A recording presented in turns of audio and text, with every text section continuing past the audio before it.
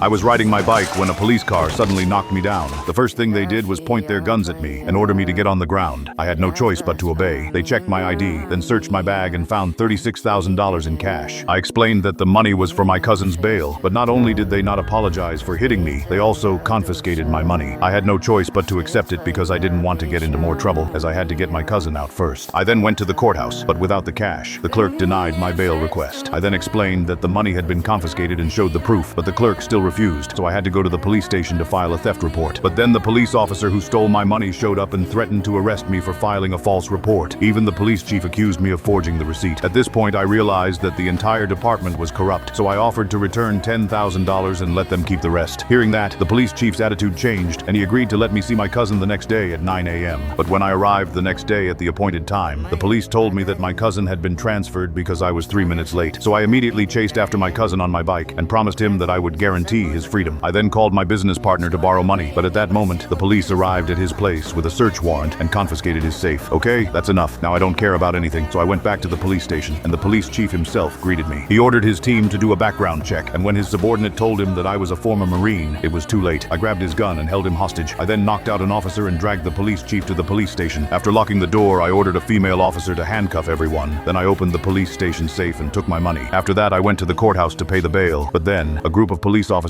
surrounded me and arrested me for no reason. But this time, the police chief didn't stand in his way. He returned my money and ordered me to leave town. But when I finally got to see my cousin, he was already dead. So I immediately returned to town, but was stopped by the police. The officer suddenly shot at me, so I grabbed a taser to stun him. Next, I called the police chief to mock him. As I expected, they tracked my location, but I was one step ahead. All they found was a tied-up police officer. Meanwhile, I drove a truck and broke through the wall of the police station. When the police chief returned to the station, I immediately shot him with a rubber bullet. I gathered all the evidence of the department's crimes, and at that moment, the police station was surrounded by police. I pretended to surrender, then threw a smoke grenade at them.